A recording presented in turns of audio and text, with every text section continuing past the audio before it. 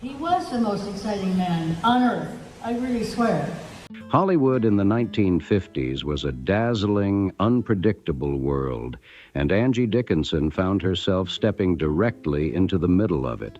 Behind the premieres, studio lights, glamorous parties, and endless flashbulbs was another side of Hollywood, one filled with secret romances, broken promises, and relationships that rarely unfolded the way the public imagined. Angie was surrounded by some of the biggest stars of the era, and with her beauty, confidence, and effortless charm, she quickly became one of the women everyone seemed to notice. Men admired her everywhere she went, but attention did not necessarily bring happiness. Angie's romantic life would become far more complicated than the glamorous photographs suggested. There were relationships, disappointments, and emotional turns that stayed largely hidden from the public. He was a musician, so he was perfect. Musicians are perfect. You know, they have to be. They have to be on pitch. They have to hit the right note. Yet among all the famous men who entered her life, one stood apart from the rest. Decades later, that relationship would still carry a special meaning for her. So who was the man who truly captured Angie Dickinson's heart and remained unforgettable long after Hollywood's golden years had faded? To understand that story, we first have to go back to where Angie's remarkable journey began. Angie Dickinson was born Angeline Brown on September 30th, 1931, in Culm, North Dakota. She was the middle of three daughters born to Frederica and Leo Henry Brown, both of German descent. Friends and family affectionately called her Angie, a nickname that would eventually become known around the world. Raised in a Roman Catholic household, she grew up in an environment where newspapers, storytelling, and movies were already part of everyday life. Her father worked as a newspaper editor and publisher, running local publications, including the Culm Messenger and the Edgeley Mail. He also spent time working as a projectionist at the town's movie theater before the building was destroyed by fire. For young Angie, those early experiences helped create a fascination with films long before she ever imagined appearing on a screen herself. Hollywood may have seemed impossibly far away from small-town North Dakota, but the seeds of that future were already being planted. In 1942, when Angie was still a child, the Brown family relocated to Burbank, California. Suddenly, she was living much closer to the center of the entertainment industry. She attended Bellarmine Jefferson High School and proved to be an exceptionally strong student. She graduated remarkably young and had already distinguished herself academically by winning a Bill of Rights essay competition. Well, you really fell for Frank. You called him the most exciting man who... Oh, yeah. Right. He was the most exciting man, pardon me, and I'm the one who asked for these chairs. After high school, Angie continued her education at Immaculate Heart College in Los Angeles and later Glendale Community College. She eventually earned a business degree in 1954. At first, acting was not the career she envisioned. Influenced by her father's work, Angie considered becoming a writer. She appeared to be heading toward a much more conventional professional life. While studying, she worked several ordinary jobs that were far removed from the glamour that would later define her image.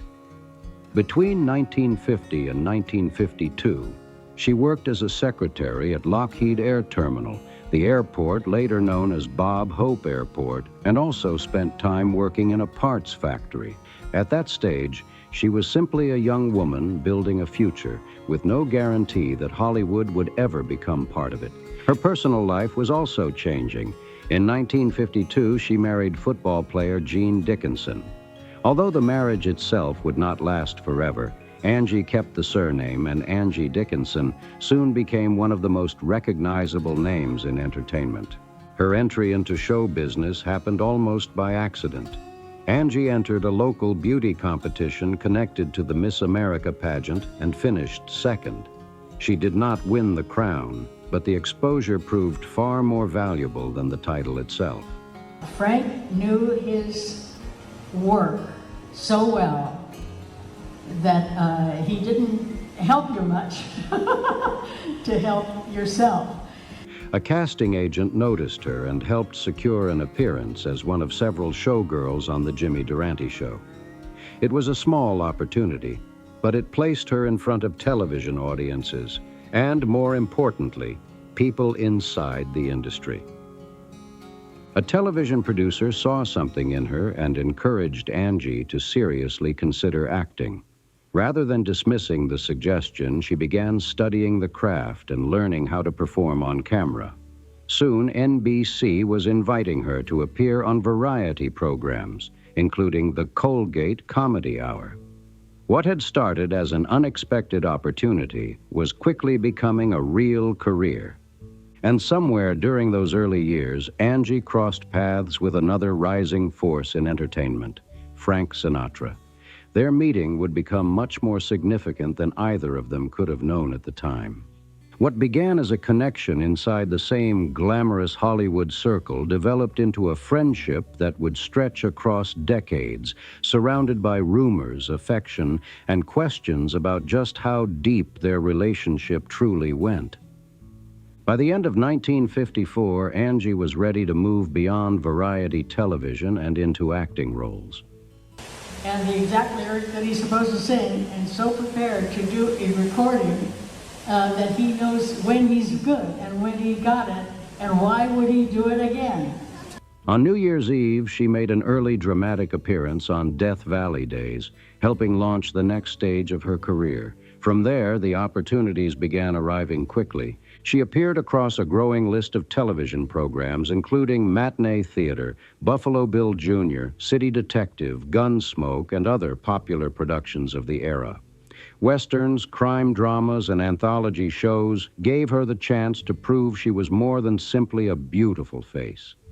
Angie had intelligence, timing, confidence, and a natural screen presence that cameras seemed to love.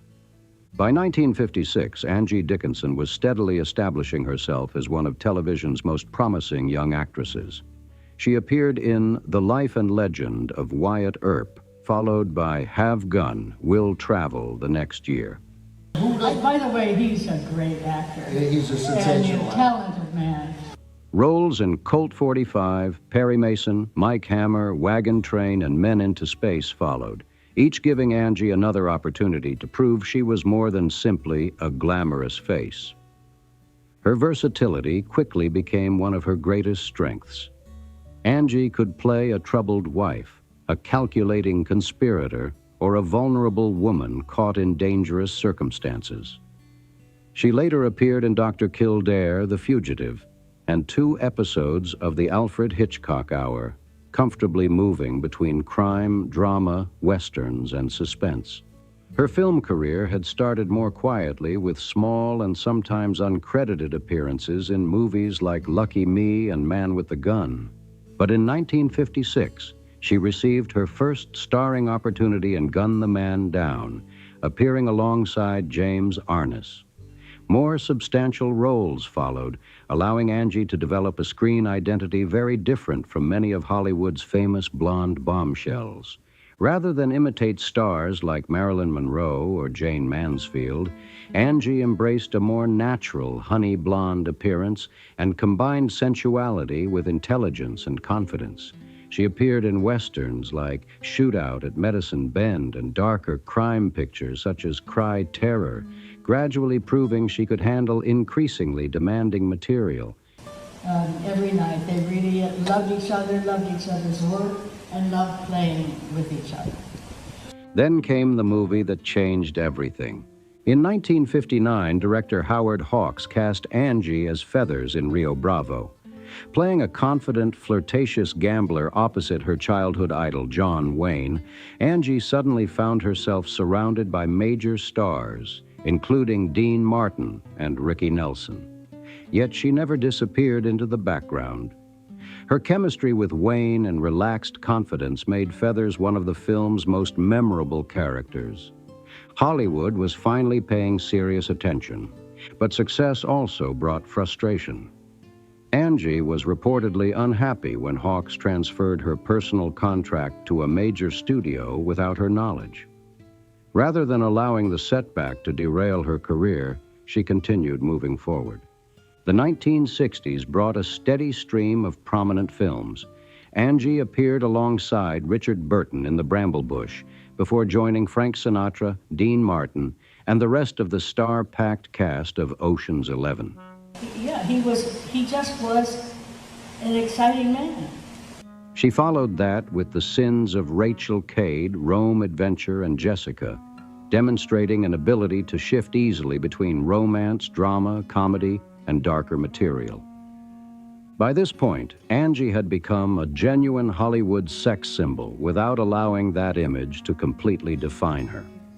Her status was reinforced by a famous 1966 Esquire cover in which she posed wearing a sweater and pantyhose. The photograph became so iconic that decades later, Britney Spears recreated the pose for the magazine's 75th anniversary. And Angie's ability to command attention did not disappear with age. In 1974, while in her 40s, she starred in Big Bad Mama as the fearless Wilma McClatchy. The provocative performance introduced her to a younger generation and showed that she was still willing to take risks at a stage when Hollywood often pushed actresses aside. That same year brought an even bigger turning point. At 42, Angie appeared in an episode of the acclaimed anthology series Police Story. Her performance impressed NBC enough that producers offered her something much larger, her own television series. Initially, Angie hesitated. Leading a weekly series meant exhausting hours and far less freedom to pursue other projects. But producers presented one argument she couldn't ignore. A successful television series could make her a household name. Angie agreed.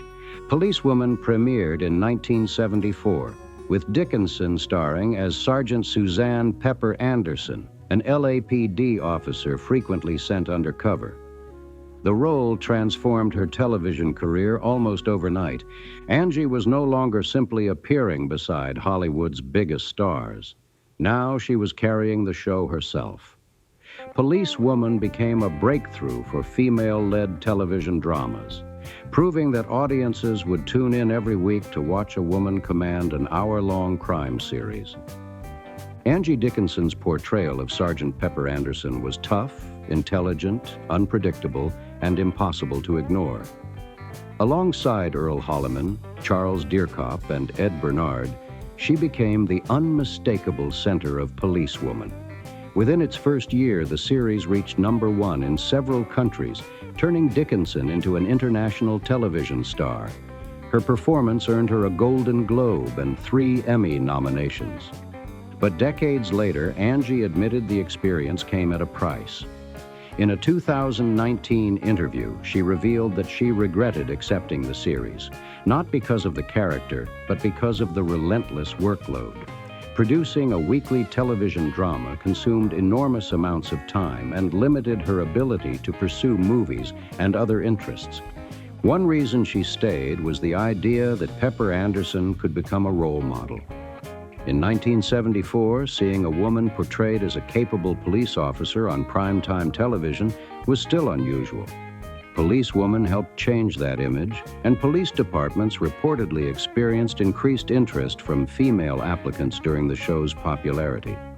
The influence spread throughout television as well. Female-led programs such as Cagney and Lacey and other action-oriented shows followed in the years ahead. Yet Angie herself never strongly identified with the feminist label. She explained that she never felt she was competing against men because the roles she pursued were specifically written for women. She was equally comfortable acknowledging her status as a sex symbol. When questioned about whether the show exploited her famous legs, Angie joked, "Well, that's all I've got to sell." Still, she sometimes disliked the more obvious attempts to emphasize her sexuality, including recurring scenes that placed Pepper in the bath just before an urgent telephone call interrupted her. By the time Policewoman ended in 1978 after 91 episodes, Dickinson had already secured her place in television history. She later reprised and parodied the Pepper Anderson image on programs including the NBC special Ringo, Bob Hope's Christmas specials, and eventually Saturday Night Live. Her connection to law enforcement even produced one of her funniest lines. After receiving an honorary recognition from the Los Angeles Police Department, Angie joked that people could now call her Dr. Pepper. She also became a familiar presence on the Dean Martin Celebrity Roast. In 1977, Angie herself took the hot seat, facing jokes from stars including James Stewart, Orson Welles, and her policewoman co-star Earl Holliman. She proved she could laugh at herself just as comfortably as she could command a dramatic scene. But while her career was thriving, Angie's personal life was far more complicated. Her first marriage came in 1952 when she married college football player Angie Dickinson. They had been college sweethearts, but their relationship eventually fell apart, ending in divorce in 1960. Angie kept his surname, which by then had become inseparable from her Hollywood identity. Around the same period, her career exploded with Rio Bravo. Suddenly, Angie Dickinson was one of Hollywood's most desirable women, and rumors about her romantic life followed closely behind. She was linked to several enormously famous men, including her Ocean's 11 co-star Frank Sinatra and Rio Bravo leading man John Wayne. Stories also connected her to President John F. Kennedy, adding another layer of fascination to a private life that increasingly attracted as much attention as her films. Yet the man Angie eventually chose to marry was neither an actor nor a politician. In 1965, she married celebrated composer Burt Bacharach, the musical genius behind songs including What the World Needs Now Is Love and I Say a Little Prayer. At the height of her own fame, Angie even tried to protect their home life by resisting excessive overtime whenever possible so she could return home and spend time with her husband. From the outside, they looked like one of entertainment's most glamorous power couples. Angie was a Hollywood star. Burt was one of America's most successful composers, and together they seemed to have everything. A year after their wedding, Angie Dickinson and Burt Bacharach welcomed their daughter, Nikki. What should have been one of the happiest moments of their lives quickly became terrifying. Nikki was born 3 months premature, weighing only 1 pound, 10 ounces. Doctors were deeply concerned, and Angie later remembered how she and Burt watched their newborn daughter hour by hour, celebrating every tiny sign of progress. Nikki survived, but the challenges continued. She experienced serious vision problems connected to her premature birth and was later diagnosed with Asperger's syndrome. Angie quickly realized her daughter would need additional care and attention, and she began making career decisions around her family. She turned down roles that required extensive travel or long periods away from home, including the opportunity to play Hot Lips Houlihan in MASH. Instead, Angie often chose work that allowed her to remain closer to Nikki. Then Policewoman arrived in 1974. The role of Sergeant Pepper Anderson transformed Angie into a household name, but her growing fame created new pressures at home. Angie later admitted that she had never wanted to overshadow her husband professionally. Yet, as Policewoman became a phenomenon, her career was suddenly exploding while Burt faced difficulties of his own. Angie remained deeply devoted to him. On the Policewoman set, she tried to avoid weekends and excessively long shoots whenever possible. Her schedule revolved not only around television, but around Burt and Nikki. If she could leave work early enough to return home and prepare dinner, she did. Her co-star and close friend, Earl Holliman, later described how difficult that balancing act became. Angie wanted to give everything to the television series while simultaneously being present for her family. Eventually, those two worlds began pulling her in opposite directions. 2 years after Policewoman made Angie one of television's biggest stars, her marriage began changing. Angie and Burt didn't immediately divorce. Instead, they started living separately. Burt spent much of his time at their beach house in Del Mar, while Angie remained at the family home in Beverly Hills. He still returned regularly, and neither seemed prepared to officially end the marriage. Their arrangement became increasingly unconventional. Both eventually began seeing other people, yet Angie continued thinking of herself as Bert's wife. Part of the reason may have been simple.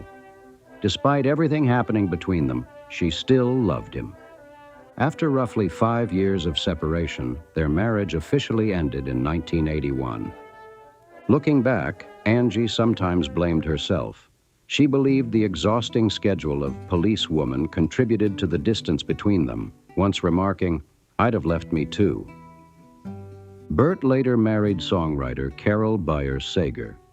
Angie believed Sager understood parts of Bert that she never completely had. Rather than expressing resentment, Angie seemed to accept that their relationship had simply reached its end.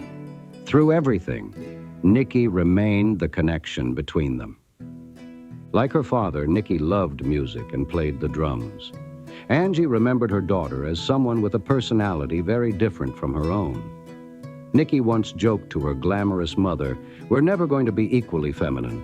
Angie accepted those differences and loved her for exactly who she was. Even after the divorce, reminders of Bert remained around Angie's home. Photographs stayed in place, preserving memories of a relationship that had shaped an enormous part of her life. Eventually, Angie and Bert largely stopped seeing one another, but their shared history could never completely disappear. Then came the tragedy no parent is ever prepared to face. Nicky struggled throughout her life, and in January 2007, at only 40 years old, she died by suicide. Her family later explained that she had taken her life after years of difficulties associated with Asperger's syndrome, and that she wanted peace from the challenges she had endured. For Angie, losing the daughter she had fought so hard to protect since the fragile first moments of her life was devastating. Career disappointments and a broken marriage were one thing. Losing Nicky was something entirely different. And yet, behind Angie Dickinson's complicated story of marriage and motherhood was another romantic chapter, one involving a man whose place in her heart would remain unforgettable for decades. Nicky had lived with Asperger's syndrome and serious vision problems for much of her life. In January 2007, at the age of 40, she died by suicide at her home in Thousand Oaks, California. After her death, Burt Bacharach remembered Nicky as someone who loved cats, earthquakes, and everything connected to science. She had studied geology at California Lutheran University and earned her degree despite the challenges caused by her eyesight. Her vision ultimately prevented her from pursuing geology professionally, but her fascination with science remained. Burt canceled his scheduled performances after her death. For Angie, the loss was devastating. She had spent decades protecting and caring for the daughter who had entered the world so prematurely. And although Angie rarely discussed her grief publicly, Nicky's death remained one of the most painful chapters of her life. But another deeply personal story had followed Angie for decades. The story of the man she would later describe as one of the most important men in her life, Frank Sinatra. Angie and Sinatra first crossed paths in the 1950s, and their connection developed into an on-and-off romance that reportedly continued for years. Yet despite their undeniable attraction, they never married. When they met in 1954, both were involved with other people. Angie was married to Gene Dickinson, while Sinatra's turbulent marriage to Ava Gardner was nearing its end. Sinatra reportedly asked for Angie's telephone number, and she gave it to him. Their attraction developed quickly. Their lives became even more intertwined when they appeared together in Ocean's 11 in 1960, with Angie playing Sinatra's on-screen wife. By then, Angie's first marriage was ending, but becoming Mrs. Frank Sinatra was another matter entirely. Sinatra lived at a pace few people could match. His world revolved around performances, friends, parties, and nights that could stretch until sunrise. Angie adored him, but she understood what marrying him would mean. By the mid-1960s, marriage had reportedly come up in their conversations. Angie later explained that they were already so comfortable together that she didn't feel they needed to formalize the relationship. More importantly, she wasn't convinced she could live with Sinatra's lifestyle every day. His late nights particularly bothered her. She could love Frank without wanting to build her entire life around his unpredictable schedule. Sinatra had reservations of his own. Angie recalled him once saying that he wouldn't marry a movie star, something she understood at the time. Ironically, only a few years later, Sinatra married actress Mia Farrow. Angie later admitted that she never wanted Frank to formally propose because she didn't want to face the possibility of rejecting him. Yet their relationship survived in another form. Even after the romance faded, Angie and Sinatra remained close friends for decades. Their connection lasted until his death in 1998, without the bitterness that often follows complicated Hollywood relationships. Whenever Angie spoke about Frank later in life, there was unmistakable affection in her memories. She admired his extraordinary talent as both a singer and actor, and believed he was capable of accomplishing almost anything when he truly committed himself. But she never pretended Sinatra was simple. To Angie, he could be difficult and wonderful, courageous and foolish, charming one moment and frustrating the next. Those contradictions were part of the man she remembered so vividly. She eventually married Burt Bacharach and built a family with him, but Sinatra occupied a unique place in her emotional history.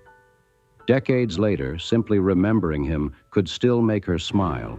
But Frank Sinatra wasn't the only Hollywood legend whose name became romantically connected to Angie Dickinson. There was also John Wayne. Angie had starred opposite Wayne in the movie that transformed her career, Rio Bravo.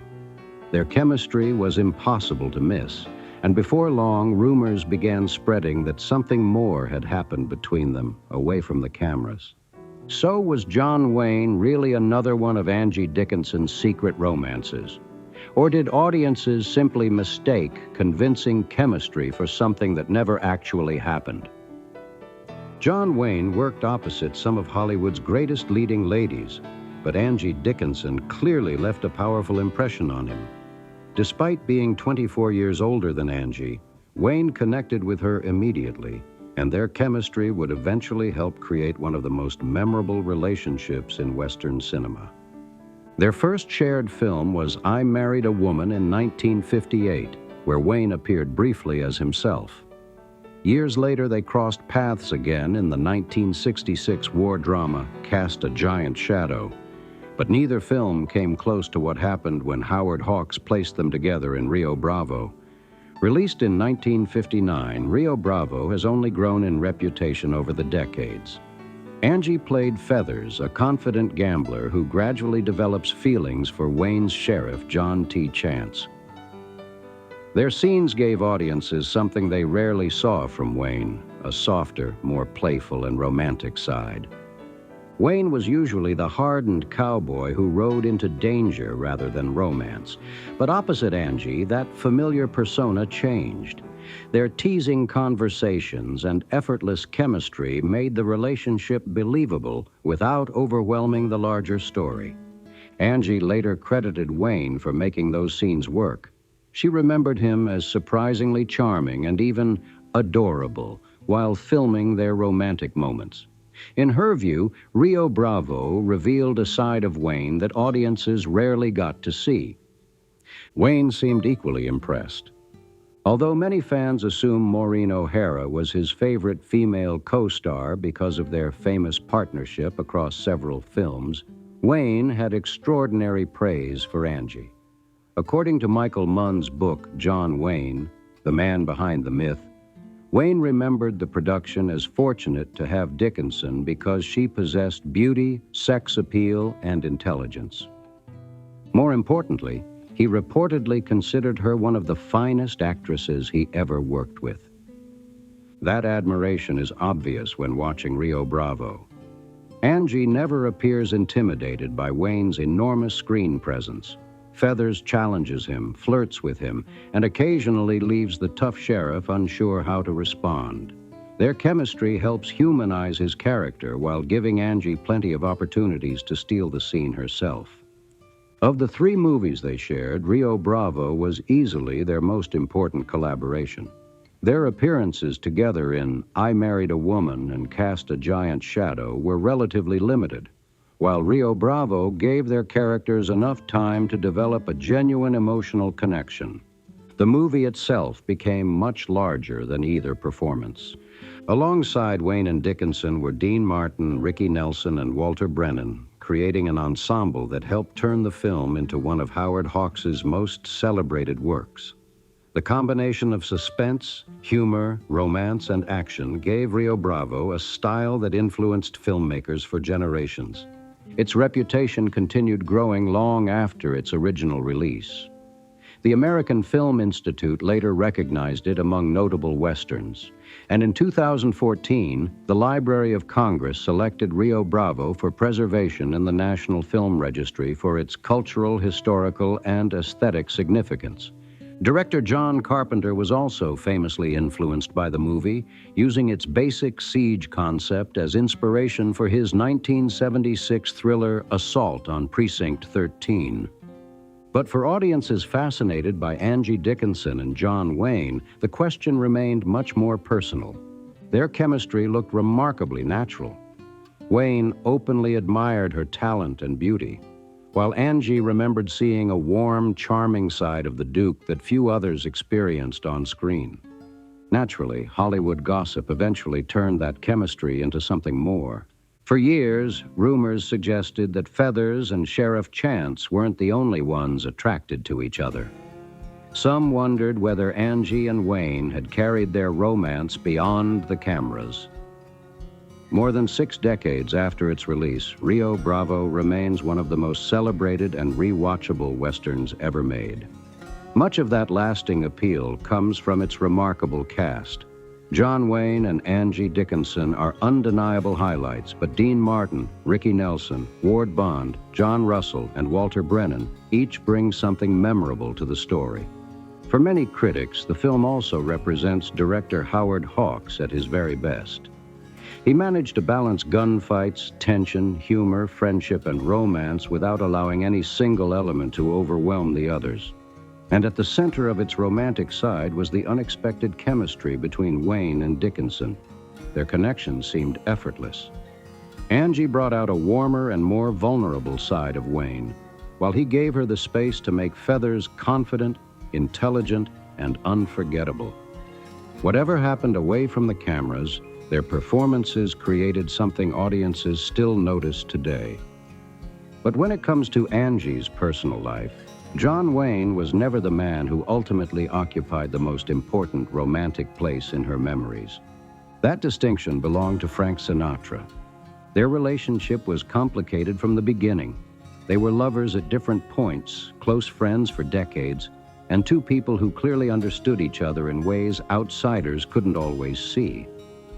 Yet Angie also understood exactly what marrying Sinatra would require. She loved the man without necessarily wanting the life that came with becoming his wife. Perhaps that is precisely why their bond survived for so long. Instead of allowing marriage, divorce, or resentment to destroy what they had, Angie and Frank maintained a connection that lasted until Sinatra's death in 1998. She could acknowledge his flaws while still remembering the charm, talent, courage, and unpredictability that made him unforgettable. And maybe that is what makes Angie Dickinson's story so fascinating. She spent her life surrounded by some of Hollywood's most famous and desirable men. She acted opposite John Wayne, married musical genius Burt Bacharach, and moved through the same glamorous circles as presidents and movie stars. But fame doesn't decide who stays in someone's heart. For Angie, Frank Sinatra remained different. Do you think Angie Dickinson and Frank Sinatra would have eventually married if their careers and lifestyles had been different? Or were they better suited to the unusual relationship they actually shared? Let us know what you think in the comments below. And if you enjoyed this look inside Angie Dickinson's remarkable life, like the video, subscribe to the channel and click the next video on your screen for another unforgettable story from Hollywood's golden era. Thanks for watching, and see you in the next video.